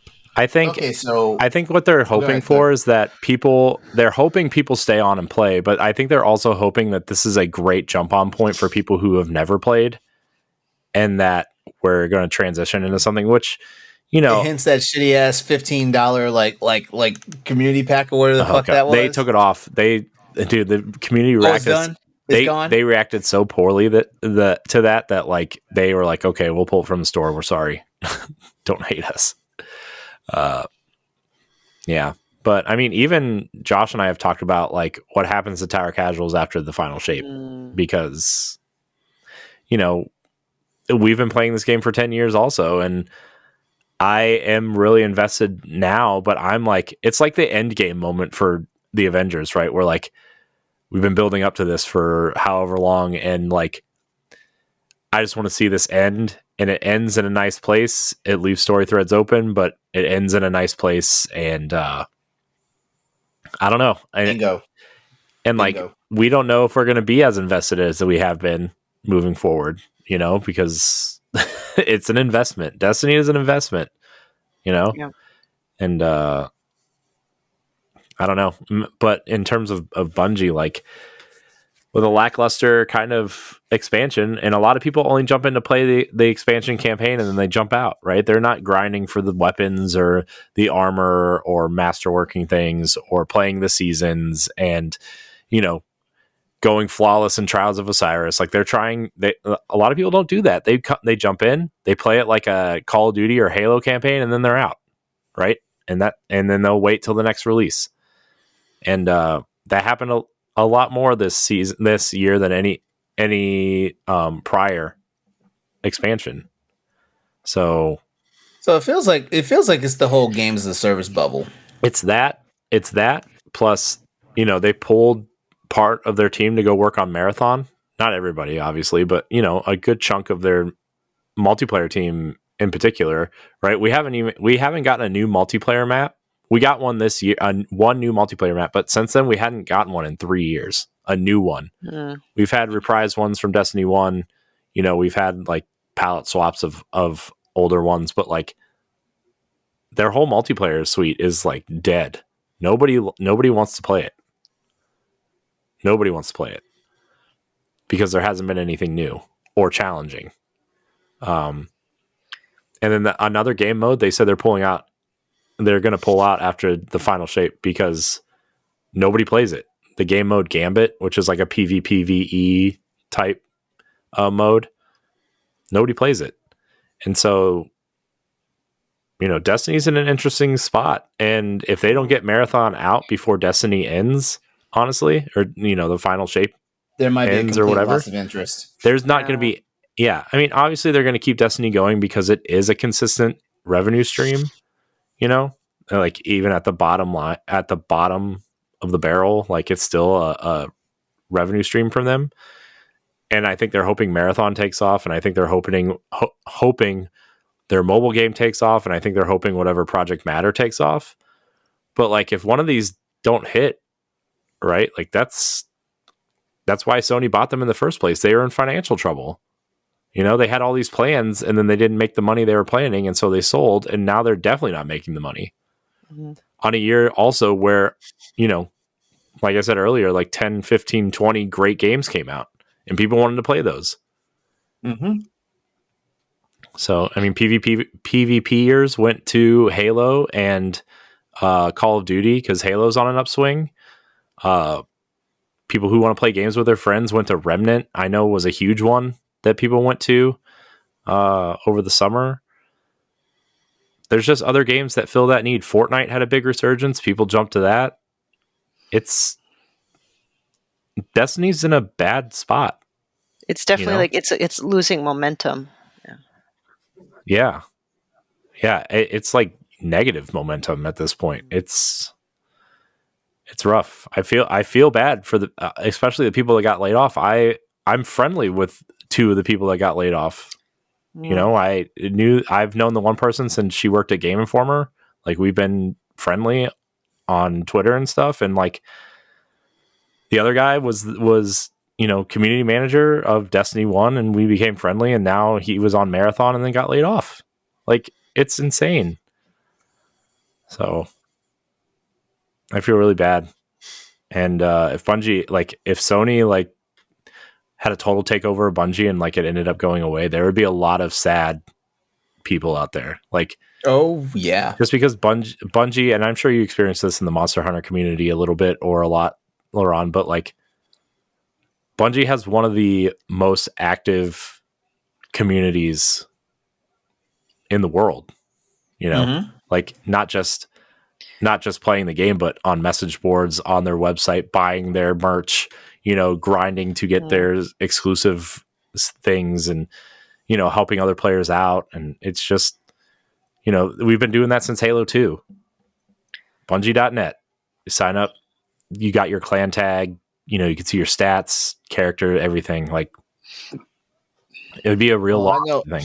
I know the Destiny people are going to come for me right now. Well, when I say this, but but in all honesty, it honestly feels like Destiny hasn't done anything to like keep it fresh, because like I said earlier, like in the earlier segment of the show, like from Monster Hunter 1 until Monster Hunter Generations, it was basically the same type of game. Of course, there was, but each game, like new iterations came out. Like they did stuff like from Monster Hunter 1 to Monster Hunter 2, like they expanded the weapons. Like you wound up getting 5 new weapon types. Monster Hunter 3 came out, and like it was on the Wii, which like I personally say that was a bad move, but like underwater combat got introduced, stuff like that. They took that out immediately because like nobody liked that shit. Monster Hunter 4 came out, they introduced 2 more new weapon types, expanding the entire weapon type to 14 weapons at that point. There's also stuff like gameplay styles changed, things of that nature. Like hunter arts showed up and things. So was there any like changes to Destiny over time that's similar to that? In that degree. Like I'm just kind of like waxing the surface. I'm not giving like Monster Hunter's like evolution a full deal, because like we get the world in Iceborne and Sunbreak and Rise, and like Monster Hunter's a completely different game now. Like it's no longer what it was back in 2004 when I first started playing it. I mean, Stephanie, Pat, do you have any thoughts on the situation at all? I mean, I know you guys aren't really into like a game with a massive community. I mean, like the way that Monster Hunter and Destiny are, but yeah, unfortunately I don't have that experience to draw from, because I've been that antisocial single player type person, but I can only imagine putting myself in the shoes of being in a community like that and having that bittersweet moment of knowing like that's Destiny's heading towards kind of like the end of its season.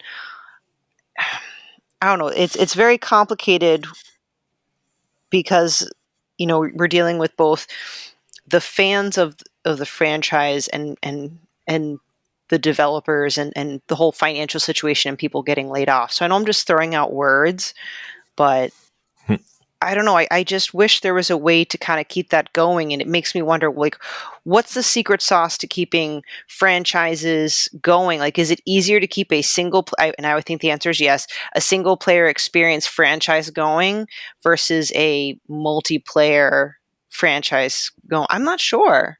I mean, It's got to evolve. That's the thing. Yeah. Which is why eventually I think there will be a Destiny 3 because it has to evolve. It has to change at some point. But will it come out in time for it to still have most of those players come back? And if not, will it get enough new players? Yeah. Yeah. I wish I knew enough. Yeah. I was reading an article by Paul Tassi, who does a lot of Destiny and games as a service type writing for Forbes. And he said, unfortunately, the one of the articles, it was just like an opinion piece when the layoffs happened. But he said, unfortunately, I think the answer is Destiny 3.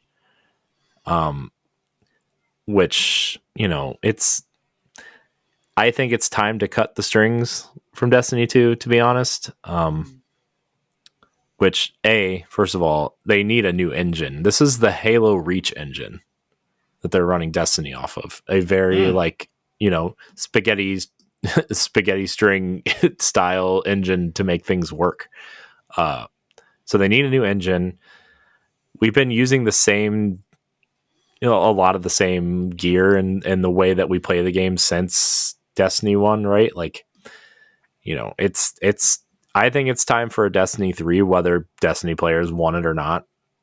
I think a clean slate will bring a lot of new players in and maybe draw the interest of a lot of old players who have issues with the current game, whether they're minor or large issues that they can fix.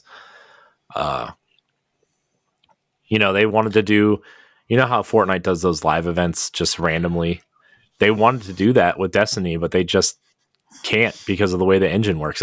Sometimes it takes them like 9 or 10 months just to update an issue with the game in some cases. And that's not Destiny and Fortnite are like apples and oranges, though. They I know, Destiny but does not have a game mode that can compete like that. I know. No, I'm saying like the story stuff that they release sometimes in Fortnite. But I mean, I do understand what you're saying though, Pat. But just the way the engine works, like all these story things that they wanted to do, like everybody gather in the tower and watch, the Traveler reawaken, was like the one moment everybody was like super excited, and we got to watch. Everybody watched it at the same time, and then the game would shut down because they were updating it for the next expansion or whatever. But that was a moment that everybody remembers, and they've only done that, and they haven't done it since. And that was 4 years ago at this point.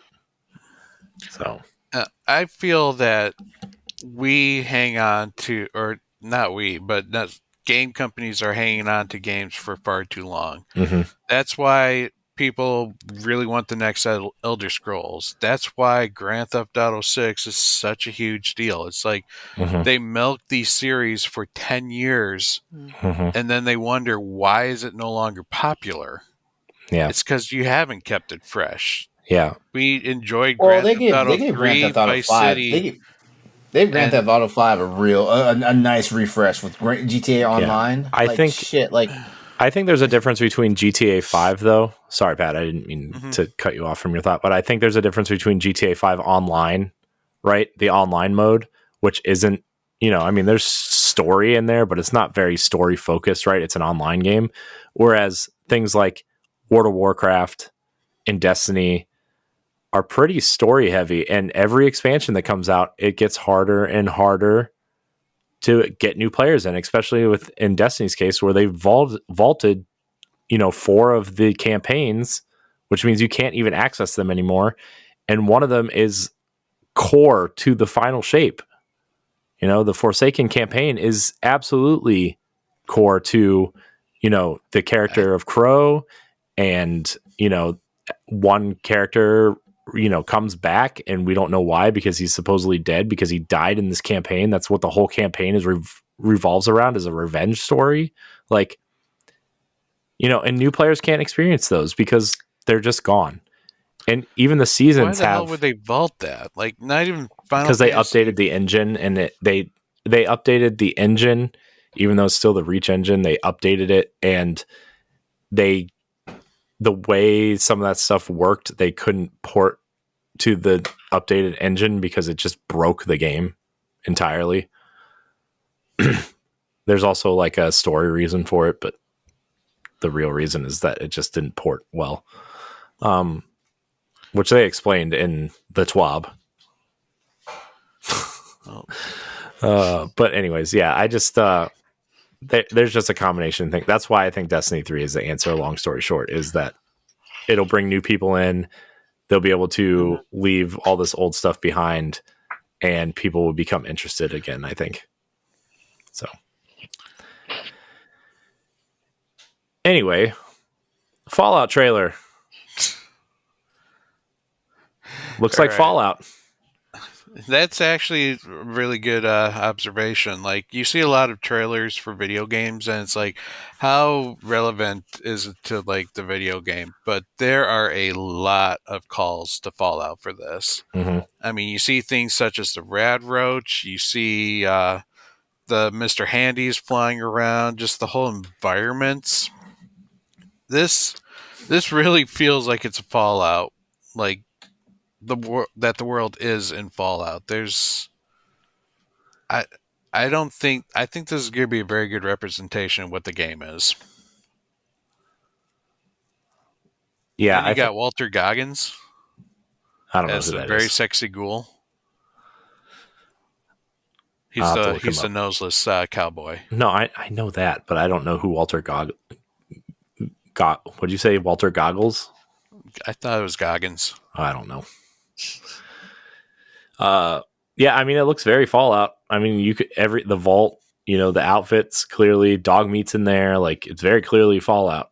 It's I hope it's good, right? I mean, I know LeRon and I are in the minority here, but I really liked the first season of Halo, which is free on YouTube now, by the way. Really? Yep. They released the whole thing on Halo's YouTube channel, someone's YouTube channel. It's free to watch. Okay. Wow. Well, I mean, like the trailer for the second season looks impressive. I know. I can't wait for the second season, man. It's February 8th. First 2 episodes. February 8th? What about the trailer for the first we need season? to. We need to rock that recap show then, because we talked about that a while back, didn't we? We did, and we will. I would really love to do that sooner than later. But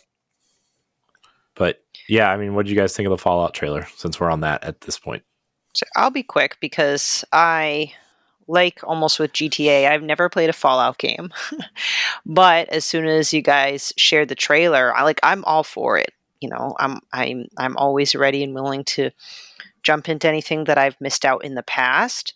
And, given a lot of the successful shows and movies based off video games in the past, this one looks great. Isn't this the one that is either produced or has people from Westworld, the people that made Westworld? Yep. So I'm like, I feel like this is going to be a great show. I will watch it. I forced my partner, who doesn't want anything to do with video games, to watch. I'm like, look at this! Look at this! This takes place in a post-apocalyptic world, and it's based off a video game, so you have to watch it with me. So I'm very excited. So I know that's not really a very helpful contribution, but coming from someone who's never been exposed to the series, I'm excited to watch it. And based off of what Pat said, where it looks like it's taking place like not in a previous Fallout game and potentially a future Fallout game, I think is a smart idea. Mm-hmm. Yeah, I think the production value is there for sure. I think they are taking a lot of care, at least of the source material. It seems. Mm-hmm. LeRon, what did you think of it? It looks very nice. I mean, like it actually looks like the world of Fallout. It does. So obviously Amazon's throwing some money behind it, and I don't know a lot about Fallout post like Fallout 3 at this point because I didn't play Fallout 4. I didn't play Fallout 76. Thank God. You know. After I go about saying, So "Oh, it's Fallout." I mean, and also, but Fallout 3 is the only Fallout game that I actually had experience with, and like I played the Game of the Year edition back on PS3. Three is still probably one of my favorites. Yeah, so I'm excited to see what comes out of it, but I'm excited just to see how they produce it. I'm not so much excited because of the content. Now that being said, now I'm pretty sure like if they do it right, I'm probably gonna learn to love it. Yeah. It'd be nice if it brought people into the Fallout universe. Like It if might Steph bring me loves into it, it. I'm definitely going to push number 4 heavily on you because that is Boston. Okay. I mean, since we're not getting another Fallout game for like 10 years, I mean, might as well watch the show, play the old ones. I would also recommend New Vegas, which I hear is really good too. It's good. It's made by Obsidian. Yep. It's slightly different feel. Like it's definitely more open. You had Matthew Perry as one of the antagonists. Oh, Well. rip. It has Fisto, the sex bot. Oh. Mm-hmm. Fisto. Okay. Yep. Where you get to test the merchandise before you give them to the person that is looking for him. Oh wow. Yeah. Sure. Yep. Yep. Love good old Fisto. Oh, and dog meat. Ah, yeah. That was a great part of that trailer. Yeah. Seeing dog meat, like Carrying someone's kill the arm or rad roach something. and like carrying someone's like wrist. Yeah. Yeah. They heard It dog looks- meat. I'm going to rage. A lot of video games. This week is it's pretty video game heavy. Mm-hmm. Excited. So we had questions, but they all revolve around the Game Awards, and they're going to be over by the time this comes out. So let's answer them anyway. Okay, hold on. Let me get Or to the Discord, and we had one from on Twitter also. So the Discord question was from. Oh my gosh, what is this? So David Lasby asked about one of the Boss Rush banters. Walking Sims deserves recognition at the Game Awards. He thought what we thought. He asked what we thought about that.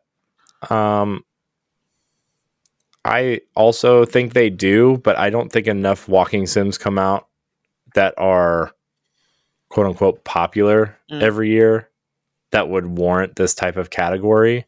So I wonder if they just kind of fit them into like the adventure category, like the point and click adventure type category, and they would kind of merge those the way they do sports and racing games.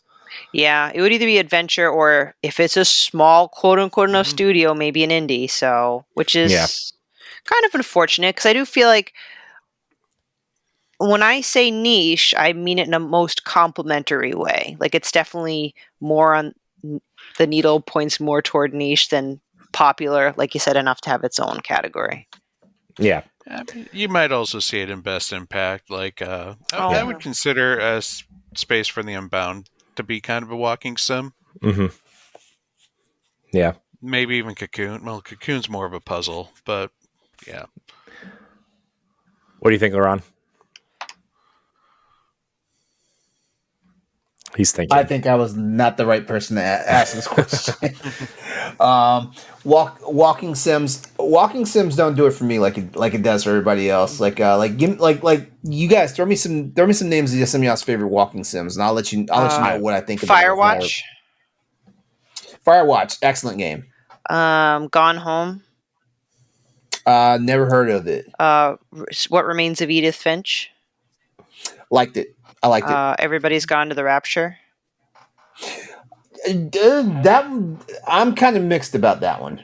But those are the big ones that I can think of. Those are the big ones. Yeah, I think Gone Home is like the one that really put walking sims on the map. Progenitor, yeah. Yeah.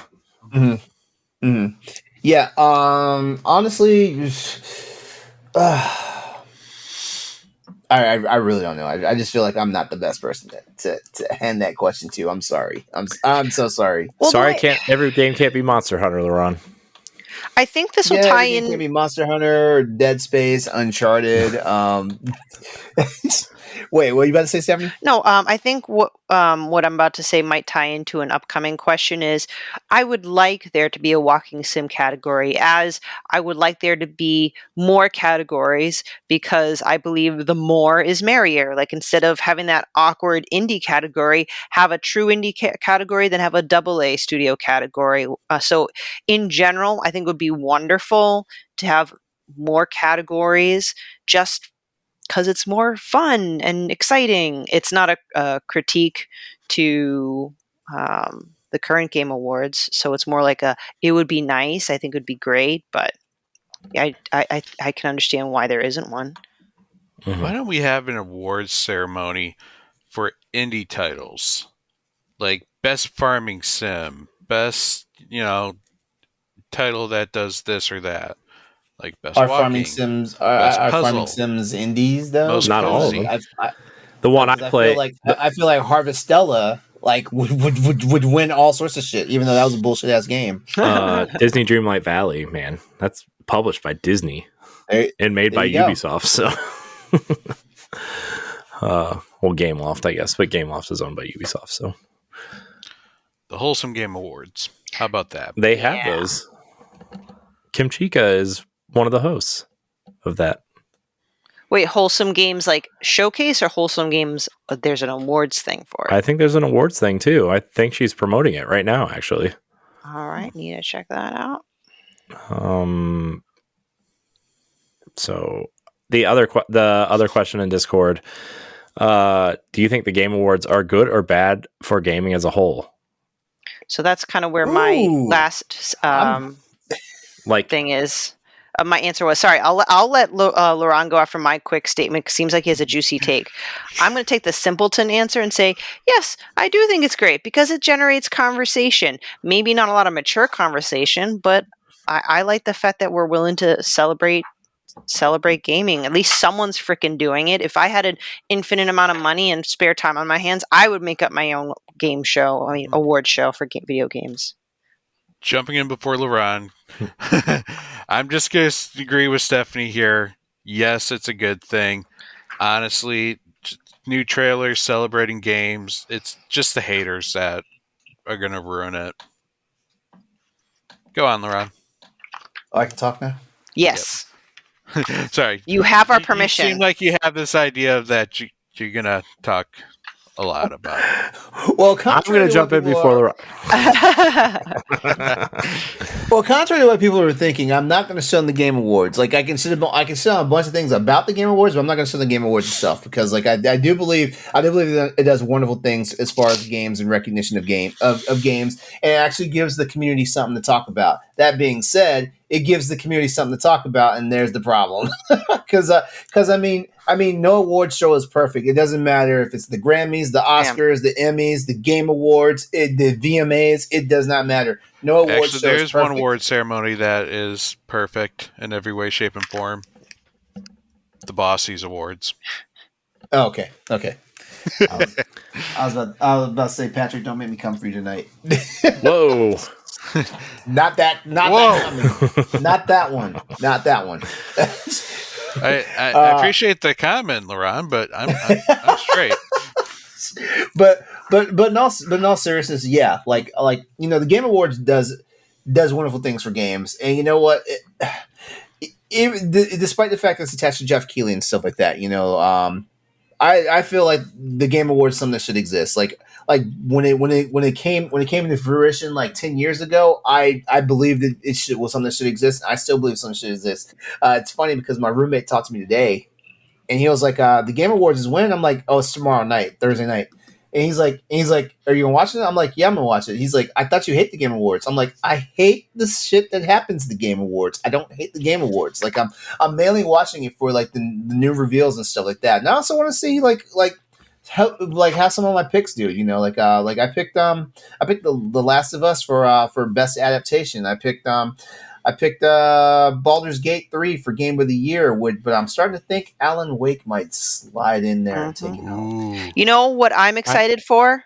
Flute Guy. Old Gods of Asgard? Flute Guy. Oh, sorry. Flute Guy better be Flute there Guy. somewhere. No, Flute Guy. Yeah. Flute Guy announced he's going to be he was there. an internet sensation last year. We don't forget. I don't forget. Flute Guy's in my gonna live rent free in my brain for life. He's going to be there. He said he was. Now, if you put Flute Guy and Old Gods of Asgard together, Epic. Sorry, Corey. What were we saying? I was just gonna say, like, I think the Game Awards are good for video games overall because we need that. I think video games are still not quote unquote a legitimate entertainment. What do you call it? Genre, I guess.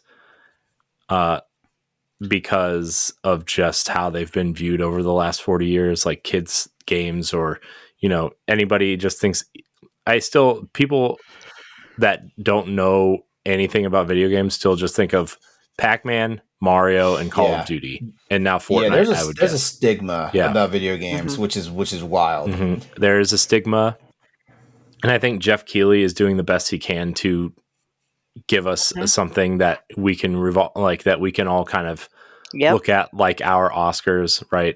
I think that it's good for the industry because it creates a conversation around video games that otherwise don't really happen. There's a lot of announcements and awards, which I think is a good mix. I watch for the announcements personally because I think, me personally, even though I think the awards are good for the industry, I don't care about them. But I do think it is a good thing. I think we need to oh, sorry. No, you finish your thought. I think we need to come together and somehow, I think we all kind of pick the Game Awards as the one, but there's also like the Golden Joysticks and the DICE Awards, which are the more prestigious awards. And, BAFTA, but I think, the BAFTA Awards also. BAFTA.